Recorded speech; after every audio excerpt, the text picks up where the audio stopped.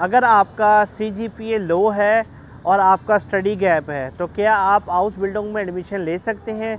Guys, ये question काफ़ी लोग पूछते हैं कि अगर हमारा स्टडी गैप हो काफ़ी ज़्यादा, या हमारा एज बहुत ज़्यादा हो, या हमारे पास जो रिज़ल्ट है वो इतना अच्छा ना हो, तो क्या हम स्टिल हाउस बिल्डिंग में एडमिशन ले सकते हैं? तो इस वीडियो में मैं कंप्लीट आपको डिटेल में चीज़ें बता दूंगा कि स्टडी गैप कितना होना चाहिए, एज डिफरेंस कितना होना चाहिए, ये सारी चीज़ें मैं आपको बता दूंगा। Hello everyone, my self Syed Yaman, welcome back with new videos. ये मेरी हाउस बिल्डिंग की सीरीज़ है जिसमें मैं इंशाल्लाह इस वीडियो में आपको कंप्लीट गाइड करूंगा about house building in Germany. Study gap कितना होना चाहिए, एज कितनी होनी चाहिए, और अगर आपका रिज़ल्ट अच्छा नहीं है, अगर आप हाउस बिल्डिंग आपको नहीं मालूम हाउस बिल्डिंग क्या होता है जर्मनी में, तो आप मेरी यूट्यूब पे कंप्लीट सीरीज़ देख सकते हैं। अब करते हैं वीडियो स्टार्ट। देखिए, सबसे पहले मैं आपको बताऊंगा स्टडी गैप। सबसे पहली चीज़ इंपॉर्टेंट है कि अगर आपने पाकिस्तान से FSC की है, प्री मेडिकल या मेडिकल या प्री इंजीनियरिंग या ICS या ICOM, तो आपका स्टडी गैप, देखें बेसिकली सीन ये है कि 1 या 2 साल का अगर आपका स्टडी गैप हो तो वो एक्सेप्टेबल होता है। लेकिन अगर आपका 3 साल 4 साल का स्टडी गैप आया हुआ है और फिर आप हाउस बिल्डिंग अप्लाई कर रहे हैं, तो जो आपका ये स्टडी गैप होता है इसे आपने जस्टिफाई करना होता है कि आपने स्टडी गैप में क्या किया है। देखें, आप जब आप एम्बेसी में इंटरव्यू के लिए जाते हैं तो अक्सर वीज़ा ऑफिसर आपसे ये पूछ लेता है कि आपका जो ये 3 साल का या 4 साल का स्टडी गैप है इसमें आपने क्या किया है। अगर तो आप कहते हैं मैंने कुछ भी नहीं किया, तो ऑब्वियसली आपके काफ़ी चांसेस होते हैं आपका वीज़ा रिजेक्ट हो जाए। तो आपने अपना एक्सपीरियंस हासिल करना है, इस स्टडी गैप को आपने कंप्लीट करना है।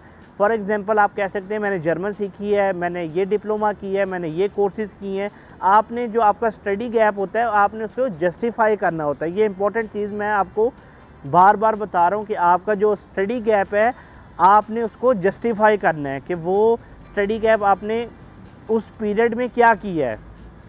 तो इसका इजी हल है कि आप या तो कोई डिप्लोमा ले लें, या आप कोई सर्टिफिकेशन ले लें, या आप इसको ऐसे भी जस्टिफाई कर सकते हैं कि आपका जो है वो आपने जर्मन लैंग्वेज सीखी है, जर्मन कोर्सेज़ किए हैं।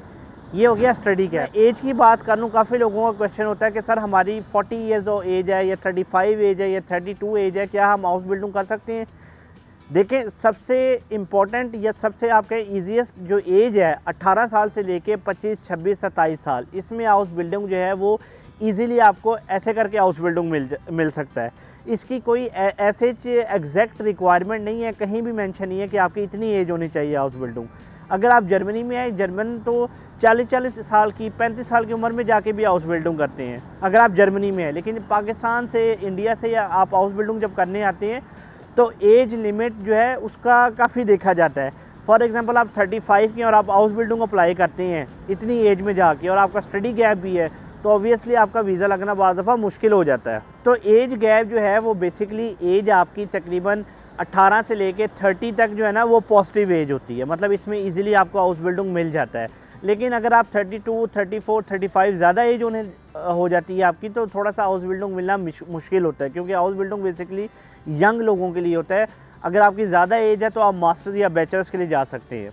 अच्छा, ये तो हो गया जी एज का। स्टडी गैप भी मैंने बता दिया। अब मैं फाइनल में आपको जो चीज़ बताने जा रहा हूँ वो बताने जा रहा हूँ लो रिज़ल्ट। देखें, अगर आपका मैट्रिक में, FSC में या प्री मेडिकल में ऐसी कोई फील्ड के अंदर 50% है या 60% रिज़ल्ट है, तो 50 और 60% रिज़ल्ट के अंदर आप लोग हाउस बिल्डिंग जो है वो अप्लाई कर सकते हैं। इतना ज़्यादा इसमें एज गैप वो जो है आपका रिज़ल्ट 50% 60% अगर है तो आप हाउस बिल्डिंग अप्लाई कर सकते हैं। अगर आपका रिज़ल्ट फॉर एग्जांपल 45% है, 40% है, आपके FSC में 1100 में जो 400 नंबर हैं, तो देखें इसमें थोड़ा सा हाउस बिल्डिंग मिलना मुश्किल हो जाता है। तो इस चीज़ का आपने ख्याल रखना है, स्टडी गैप, एज और आपका रिज़ल्ट। अगर आपका रिज़ल्ट फॉर एग्जांपल 50% से ऊपर है तो आपके चांसेस बहुत ज़्यादा होंगे हाउस बिल्डिंग मिलने के जर्मनी में। अगर आपका लो CGPA है तो इसके ऊपर काफ़ी चीज़ें डिपेंड करती है। आपने CV कैसे लिखी है, आपका मोटिवेशनल लेटर कैसा है, आपका कवर लेटर कैसा है, आपने जर्मन B2 की हुई है, तो इसमें काफ़ी सारे फैक्टर्स आते हैं। अगर आपके ये सारे फैक्टर्स कंप्लीट हैं और थोड़ा सा रिज़ल्ट कम भी है तो स्टिल आपको जर्मनी में हाउस बिल्डिंग मिल सकता है। देखिए, हाउस बिल्डिंग जो है वो हमने नहीं देना होता, वो यहाँ पे जर्मन कंपनीज़ ने हाउस बिल्डिंग देना होता है। तो आप लोगों ने जर्मन कंपनीज़ में अपना अच्छी CV, अपना कवर लेटर, आपकी क्या मोटिवेशनल है, ये चीज़ें आपने अपने सारे डॉक्यूमेंट अटैच करके हाउस बिल्डिंग अप्लाई करना होता है। फिर ये कंपनी डिसाइड करती है कि आपको हाउस बिल्डिंग मिलेगा कि नहीं मिलेगा। लेकिन हम जो सिर्फ है वो जनरल इन्फॉर्मेशन आपको देते हैं कि भाई आपका अगर इतना स्टडी गैप है या इतना आपका रिज़ल्ट है तो इसके ऊपर क्या चीज़ें आती हैं। ठीक है, हम लोग आपको एग्जैक्ट नहीं बता सकते कि आपका हो सकता है कि नहीं हो सकता।